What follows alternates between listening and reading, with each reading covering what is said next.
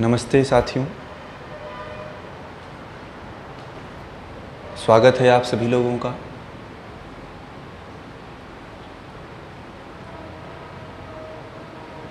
आज आप लोगों के बीच में एक ऐसे विषय को लेकर के आया हूँ जो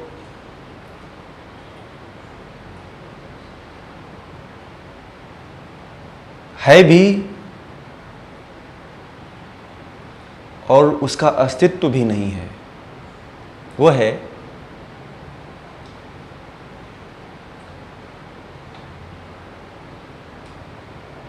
आध्यात्म का असली स्वरूप क्या है।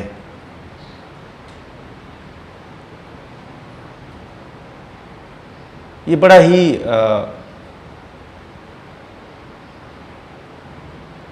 जानने और समझने का विषय है कि आध्यात्म का असली स्वरूप या वास्तविक स्वरूप क्या है।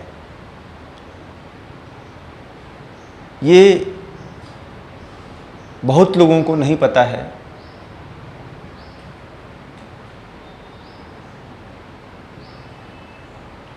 कि आध्यात्म क्या होता है।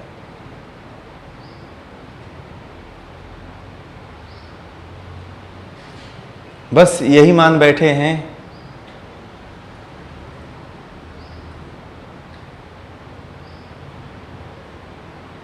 कि हम भगवान के सामने दीपक जला लिए, पूजा पाठ कर लिए, मंदिर चले गए, चर्च चले गए, मस्जिद चले गए, तो हम आध्यात्मिक हो गए।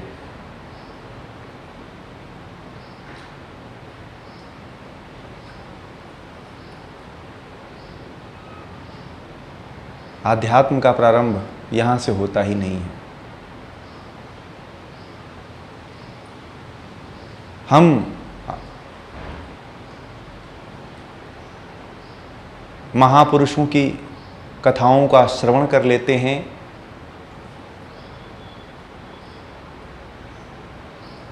तो हम समझते हैं कि हमारे पाप नष्ट हो गए और हम भव से पार हो गए।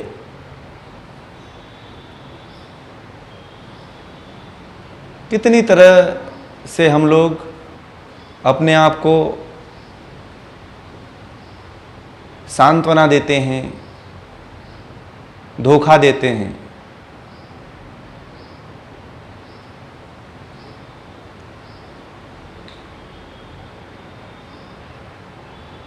हम तीर्थ स्थानों में जाते हैं, नदियों में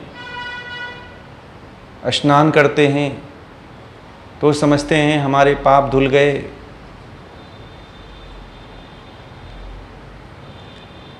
हम बड़ी बड़ी मन्नतें भी मांगते हैं और संयोगवश वो पूरा भी हो जाता है, तो हम समझते हैं कि ये चमत्कार हुआ है।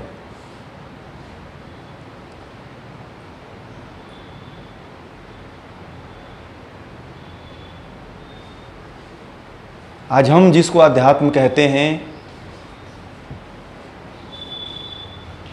उस अध्यात्म की तरफ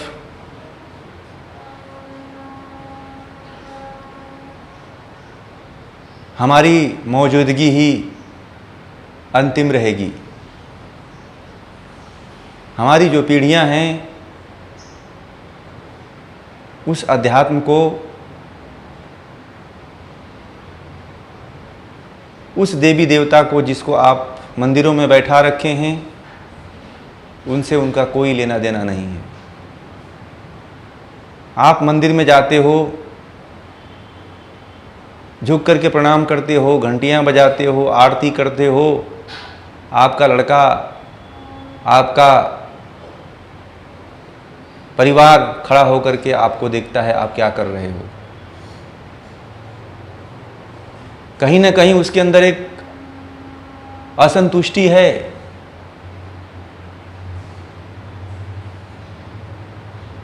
आप जिसको अध्यात्म मान बैठे हैं, आप जिसको धर्म मान बैठे हैं,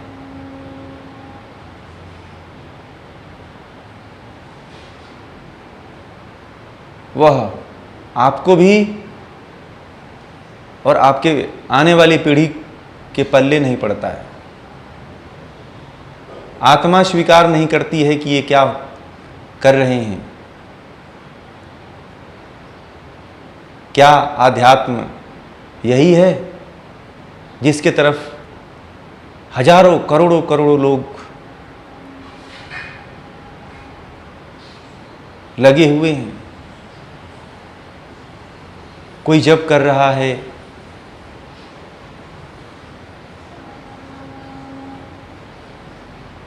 कोई दीक्षा ले रहा है, कोई कथा कर रहा है, कोई कथाओं का श्रवण कर रहा है।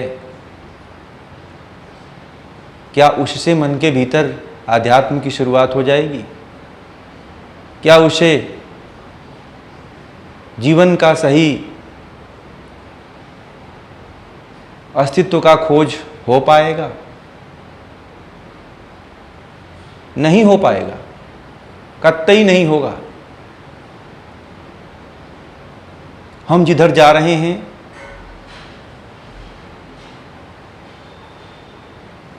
जिस तरफ हम धर्म की दिशा दिखाना चाहते हैं, वो वास्तव में है ही नहीं।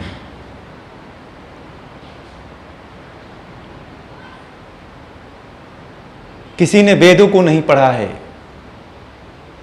उपनिषदों को कोई नहीं पढ़ता है, दर्शनों को कोई नहीं पढ़ता है।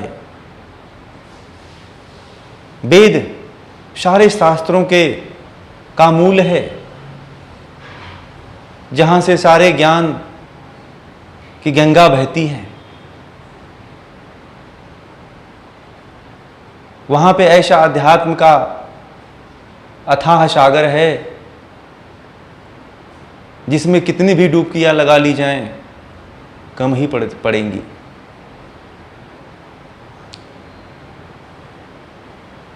हम उस तरफ नहीं जाते हैं। हम जिसको अध्यात्म मान बैठे हैं वो इतिहास है। हम इतिहास के भावनात्मक बहाव में बहे चले जा रहे हैं। कहीं कोई कथा होती है, उस कथा में हम रोने भी लगते हैं, नाचने भी लगते हैं।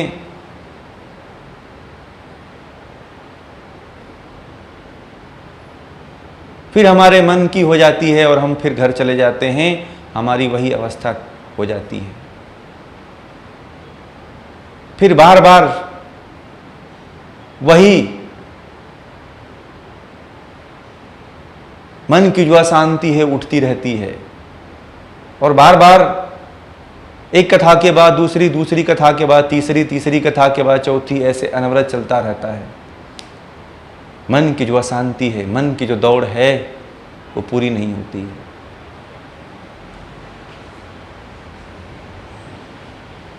हम जा किधर रहे हैं?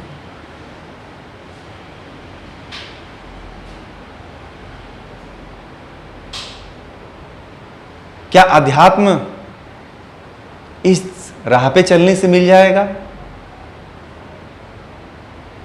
कभी नहीं मिलेगा। जब तक हमें ज्ञान नहीं होगा, जब तक हम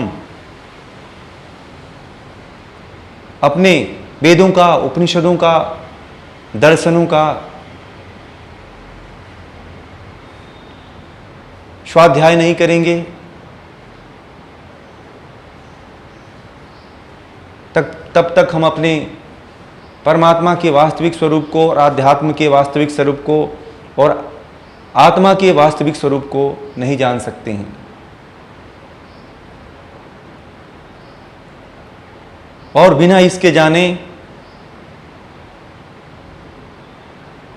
जीवन में कभी भी, या इस जन्म के बाद कई जन्म भी बीत जाएं,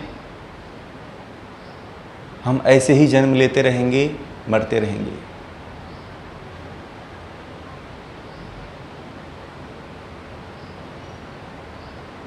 मुझे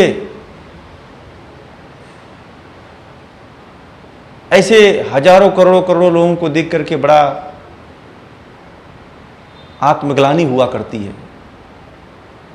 कि उनकी दिशा इधर वो जा रहे हैं, वह कहते हैं कि आध्यात्म की तरफ जा रहे हैं, भगवान के प्राप्ति की तरफ जा रहे हैं, मगर कहीं ना कहीं वो रास्ता ऐसा है जो भटका हुआ है, जो उनको उनके जीवन को बर्बाद कर रहा है। हमारे देश में आदिकाल से जितने भी ब्रह्मा से लेकर जैमिनी पर्यंत ऋषि मुनि हुए, उन्होंने सभी ऋषि मुनियों ने उस सच्चे निराकार ब्रह्म की प्राप्ति के लिए अपने पूरे जीवन को लगा दिए। उस परम चेतना को, उस आत्म चेतना को जागृत करने में अपने पूरे जीवन को समर्पित कर दिए और परमात्मा को जान करके, स्वयं को जान करके मानव कल्याण में ऐसे दुर्लभ कार्य किए हैं जो आज होना मुश्किल है। आज भारत का जो मूल था वो आज नहीं है। भारत को जिस आध्यात्म के लिए जाना जाता था वो आध्यात्म नहीं है।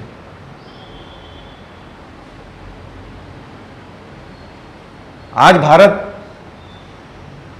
मंदिर, तीर्थ स्थान, देवी देवताओं के नाम से जाना जाता है। 33 करोड़ देवी देवताओं की मूर्तियां बनी हुई हैं।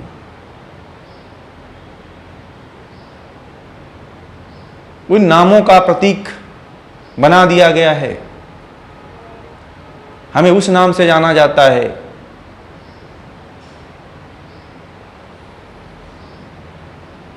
भगवान राम, भगवान श्री कृष्ण भी उसी आध्यात्म के प्रेरक थे जिस आध्यात्म की मैं आपको बात कह रहा हूं।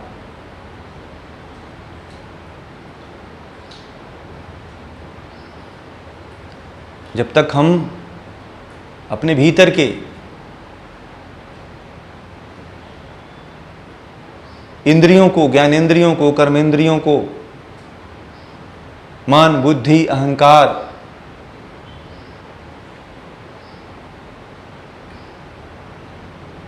पंच तत्व, पंच महाभूत, इनको नहीं जानते हैं, इनको नहीं समझते हैं, इनके क्रियाकलापों को नहीं समझ पाते हैं, तो हम आत्मचेतना का भी साक्षात्कार नहीं कर पाते हैं। और आध्यात्म की यात्रा भीतर से शुरू होती है, कहीं बाहर से नहीं शुरू होती है, कहीं किसी स्थान पे पहुंच करके नहीं होती है।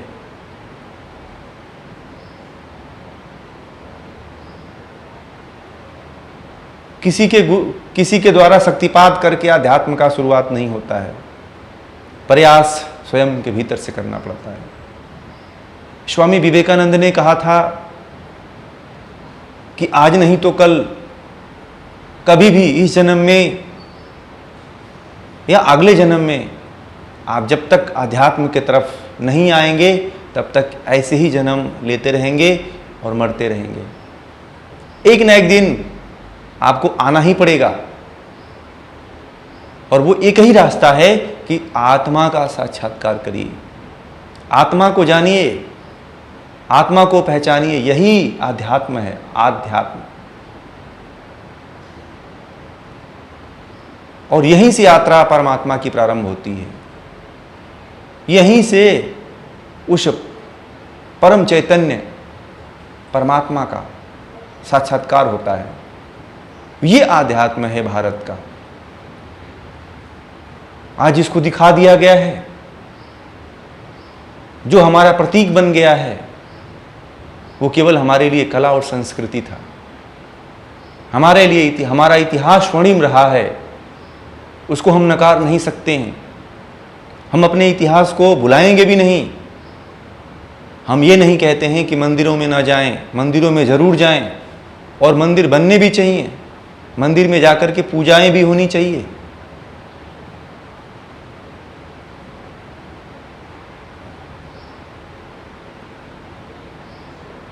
मगर उसको धर्म और आध्यात्म मान लेना ये बहुत बड़ी भूल है। ये नहीं मानना चाहिए कि यही सब कुछ है। आप मंदिर में चले गए, चढ़ावा चढ़ा लिए, पूजा पाठ कर लिए, आते रहे जाते रहे, तो ये धर्म नहीं है, ये धर्म से विमुखता है।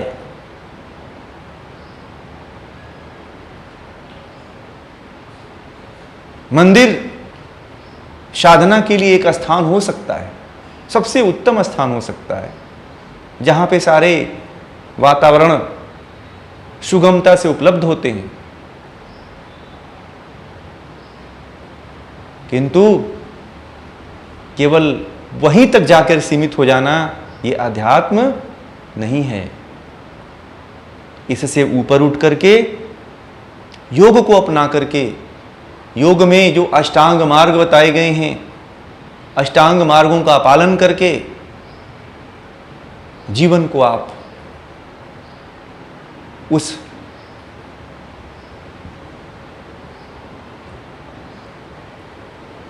तक पहुंचाने में, उस परमात्मा तक पहुंचाने में सफल कर सकते हैं। हम ये चाहते हैं कि हमारी आने वाली पीढ़ियां ये न कहें कि एक मंदिर में हम जाते हैं तो लड्डू चढ़ा देते हैं। हमारी जो कर्मकांड हैं, हमारे जो कर्मकांड के पीछे जो वैज्ञानिकता है, उसको अध्यात्म मान ले, उसको धर्म मान ले, और एक समय ऐसा आएगा कि वो उस कर्मकांड को देख करके धर्म से ही विमुख हो जाए। ऐसा ही हो रहा है। इस समय की जो पीढ़ियां हैं वो हमारे जो कर्मकांड थे, जो संस्कृति के जो पार्ट थे, उसको धर्म मान लिया गया और उसको उसी को ही धर्म और अध्यात्म कहा जाने लगा, जिससे वो किसी के भी मन मस्तिष्क में नहीं बैठ पाता है, क्योंकि वास्तविक है ही नहीं। और जो वास्तविक नहीं है उसको न आत्मा स्वीकार करती है, न मन स्वीकार करता है। इसलिए अपने भावी पीढ़ियों को भी आध्यात्म का सही रास्ता दिखाइए, सही ज्ञान दिखाइए।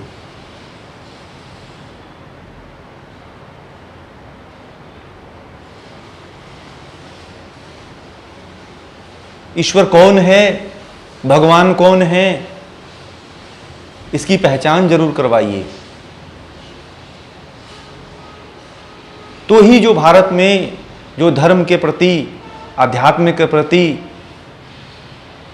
नास्तिकता बढ़ रही है, निरंकुशता हो रही है, उदासीनता बढ़ रही है, इसको कम किया जा सकता है। क्यों कि किसी भी नई पीढ़ी को अध्यात्म का असली स्वरूप क्या है ये नहीं पता है। उनके सिलेबस में छोटी छोटी ऐसी ऐसी कहानियाँ लिख दी गई हैं जिसका कोई पढ़े तो कोई मतलब ही नहीं निकलता है, और ऐसे ऐसे कहानियों का वर्णन कर दिया गया है जिससे बच्चों के अंदर घृणा पैदा हो। तो इसके लिए गीता पढ़ाई जानी चाहिए, रामायण का इतिहास पढ़ाया जाना चाहिए, उपनिषद पढ़ाया जाना चाहिए, वेद पढ़ाया जाना चाहिए, जिससे असली ज्ञान प्राप्त हो सके, आध्यात्म का असली बीज उत्पन्न हो सके।